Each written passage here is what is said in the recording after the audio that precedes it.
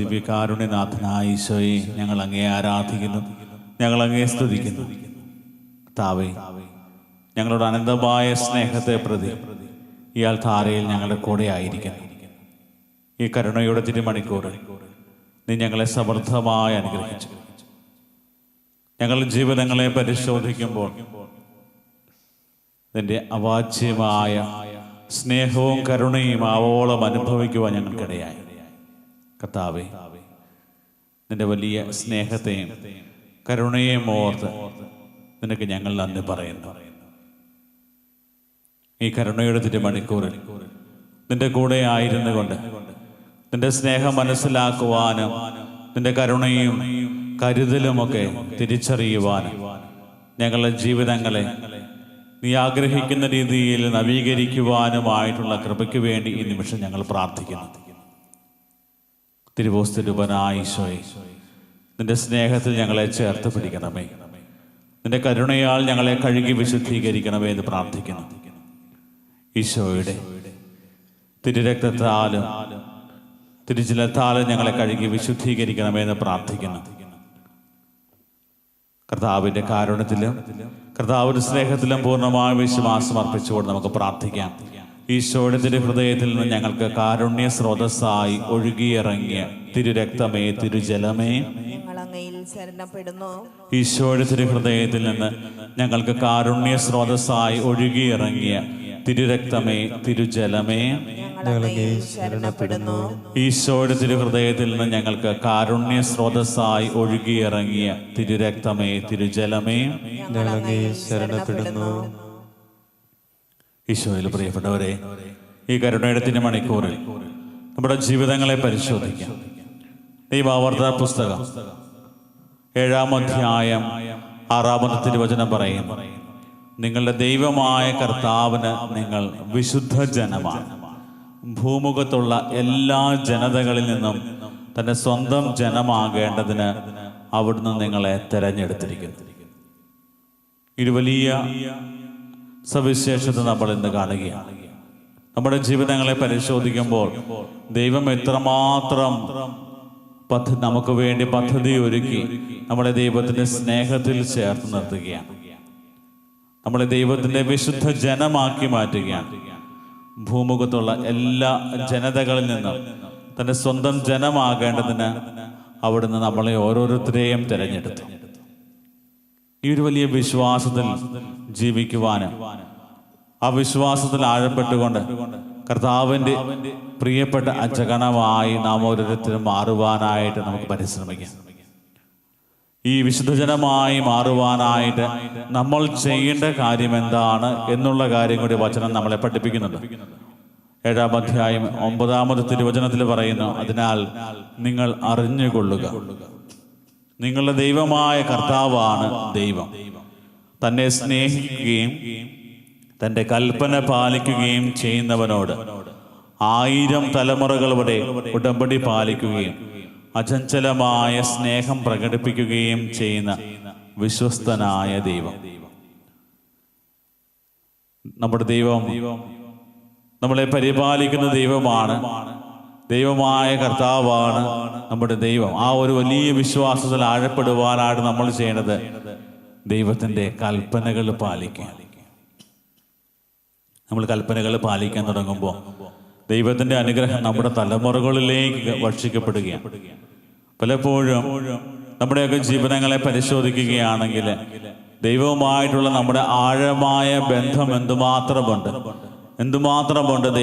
ദൈവത്തിന് നമ്മളോടുള്ള സ്നേഹം എന്നൊക്കെ നമ്മൾ തിരിച്ചറിയാൻ തുടങ്ങിയെങ്കിൽ മാത്രമേ നമ്മുടെ ജീവിതത്തിന്റെ ഒരു അർത്ഥവും വ്യാപ്തിയും ഒക്കെ നമുക്ക് മനസ്സിലാക്കുവാൻ സാധിക്കും.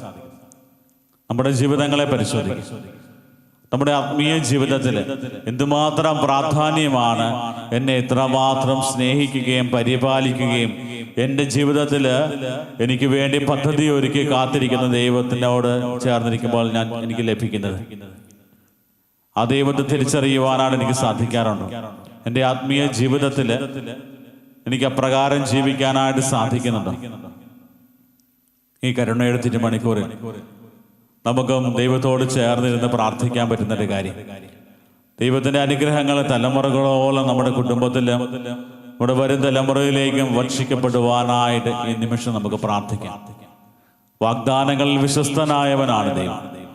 പഴയ നിയമത്തിലൂടെ നമ്മൾ കടന്നു പോകുമ്പോൾ എല്ലാ സ്ഥലങ്ങളിലും നമ്മൾ ഒരുപോലെ കാണുന്നൊരു കാര്യമാണ്, കർത്താവ് വാഗ്ദാനങ്ങളിൽ വിശ്വസ്തനാണ്. ഒരിക്കലും വെറും വാക്ക് പറഞ്ഞ് പറ്റിക്കുന്നവരല്ല, മറിച്ച് ആഴമായ സ്നേഹത്തോടെ വിശ്വാസത്തോടെ നമ്മുടെ ഓരോ കാര്യങ്ങളിലും ഇടപെടുകയും നമ്മളെ ചേർത്ത് പിടിക്കുകയും ചെയ്യുന്നവൻ.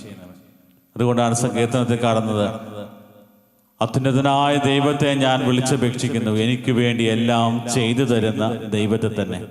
57-ാം സങ്കീർത്തനം 2-ാമത്തെ തിരുവചനം പറയുന്നു, അത്യുന്നതനായ ദൈവത്തെയാണ് ഞാൻ വിളിച്ചപേക്ഷിക്കുന്നത്, എനിക്ക് വേണ്ടി എല്ലാം ചെയ്തു തരുന്ന ദൈവത്തെ തന്നെ. എൻ്റെ ജീവിതത്തിൽ ഓരോ കാര്യങ്ങളും ഇത്ര വലിയ പ്രാധാന്യത്തോടെ എന്നെ കാണുകയും കേൾക്കുകയും ചെയ്യുന്ന എൻ്റെ ദൈവത്തെ തിരിച്ചറിയുവാനായിട്ട് പരിശ്രമിക്കാം. പ്രിയപ്പെട്ടവരെ, ദൈവം ആഗ്രഹിക്കുന്നത് നമ്മൾ വിശുദ്ധ ജനമാണെങ്കിൽ നമ്മുടെ വിശുദ്ധീകരണം ദൈവം ആഗ്രഹിക്കുന്നുണ്ട്. തെസ്സലോനിക്കക്കാർക്ക് എഴുതിയ ലേഖനത്തിൽ 4-ാം അധ്യായത്തിൽ കാണുന്നു, നിങ്ങളുടെ വിശുദ്ധീകരണമാണ് ദൈവം അഭിലഷിക്കുന്നത്. അസന്മാർഗതയിൽ നിന്നും നിങ്ങൾ ഒഴിഞ്ഞു മാറി നിങ്ങൾ ഓരോരുത്തരും സ്വന്തം ശരീരത്തെ വിശുദ്ധിയിലും മാന്യതയിലും കാത്തു സൂക്ഷിക്കേണ്ടത് എങ്ങനെയെന്നറിയണം. ദൈവത്തെ അറിയാത്ത വിജാതിയരെ പോലെ നമ്മൾ വിശുദ്ധിയിലേക്ക് വിളിക്കപ്പെട്ടവരാണ് എന്നുള്ള കാര്യം തിരിച്ചറിയും. പ്രിയപ്പെട്ടവരെ, നമ്മുടെ ജീവിതത്തെ പരിശോധിക്കുമ്പോൾ നമ്മുടെ ജീവിതത്തിൽ ആ ഒരു വിശുദ്ധി, ദൈവം ആഗ്രഹിക്കുന്ന വിശുദ്ധി നഷ്ടപ്പെട്ടു പോയ അവസരങ്ങളുണ്ടെങ്കിൽ ദൈവത്തിന് മുമ്പിലായിരുന്നു കൊണ്ട് ദൈവത്തോട് യഥാർത്ഥ അനുതാപത്തോടെ കർത്താവിൻ്റെ കാരുണ്യത്തിന് വേണ്ടി യാചിക്കാം. ദൈവത്തിന് മുമ്പിൽ യഥാർത്ഥ അനുതാപത്തോടെ നമ്മൾ പ്രാർത്ഥിക്കാൻ തുടങ്ങുമ്പോൾ ദൈവം നമ്മളെ ചേർത്ത് പിടിക്കും. ദൈവം നമ്മളോട് കരുണ കാണിക്കും. വചനത്തിലുടനീളം നമ്മൾ കാണുന്ന കാര്യം, അനുതപിച്ച് കർത്താവിൻ്റെ സന്നിധിയിലേക്ക് വരുമ്പോൾ, കർത്താവേ ഞാൻ പാപം ചെയ്തു പോയി, എന്നോട് ക്ഷമിക്കണമെന്ന് പറയുമ്പോൾ നമ്മളെ തിരസ്കരിക്കുന്ന ദൈവമല്ല, മറിച്ച് നെഞ്ചോട് ചേർത്ത് പിടിക്കുന്ന ദൈവമാണ്. ആ ഒരു വലിയ സ്നേഹത്തിലായിരുന്നു കൊണ്ട് നമുക്കും പ്രാർത്ഥിക്കാവുന്ന കാര്യം, കർത്താവേ ഞങ്ങളുടെ ജീവിതങ്ങളിലേക്ക് നിന്റെ കരുണ ചൊരിയണമേ, ഞങ്ങളെ നിന്റെ കരുണയാൽ കഴുകി വിശുദ്ധീകരിക്കണമേ എന്ന് പ്രാർത്ഥിക്കാം. കർത്താവിൻ്റെ കാരുണ്യം കടല് പോലെ വിശാലമാണ്. ആ ഒരു വലിയ ബോധ്യത്തിൽ നമ്മെ തന്നെ പൂർണ്ണമായി സമർപ്പിക്കാം. കർത്താവേ, ഞങ്ങളുടെ പാപങ്ങളും ഞങ്ങളുടെ മാതാപിതാക്കളെയും പൂർവികരുടെയും എല്ലാ പാപങ്ങളും കർത്താവേ നിന്റെ വലിയ സ്നേഹത്തിൽ കഴുകി വിശുദ്ധീകരിക്കണമേ എന്ന് നിമിഷം നമുക്ക് പ്രാർത്ഥിക്കാം. കരുണ തോന്നണമേ ഈശോയെ, കരുണ തോന്നണമേ എന്നുള്ള പാട്ടിൻ്റെ ഈ രടികൾ ഏറ്റുപാടുമ്പോൾ നമുക്കും ഒരുപോലെ പ്രാർത്ഥിക്കാവുന്ന കാര്യം, കർത്താവേ എൻ്റെ ജീവിതത്തെ എൻ്റെ കയ്യിൽ പൂർണ്ണമായി ഞാൻ സമർപ്പിക്കുന്നു. നിന്റെ വലിയ കാരുണ്യത്തിൽ ഞങ്ങളെ കഴുകി വിശുദ്ധീകരിക്കണമേ, നീ ആഗ്രഹിക്കുന്നത് പോലെ ഞങ്ങളുടെ ജീവിതങ്ങളെ മാറ്റണമേ എന്ന് ഈ നിമിഷം നമുക്ക് പാടി പ്രാർത്ഥിക്കാം. കരുണ തോന്നണേ,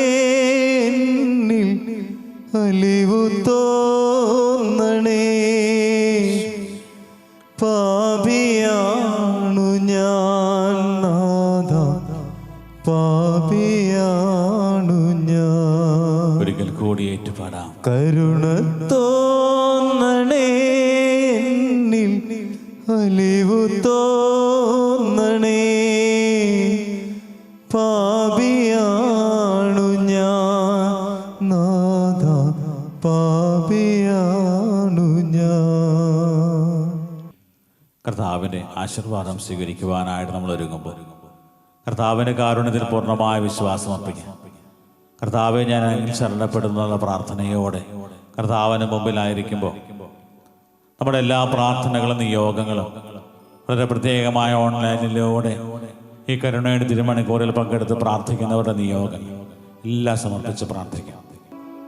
ഞങ്ങളെല്ലാ നിയോഗങ്ങളും ഒരിക്കൽ കൂടി സമർപ്പിച്ചുകൊണ്ട് താരസ്വരത്തിൽ ദൈവത്തെ സ്തുതിച്ചുകൊണ്ട് കർത്താവിൻ്റെ ആശീർവാദം നമുക്കിപ്പോൾ സ്വീകരിക്കാം.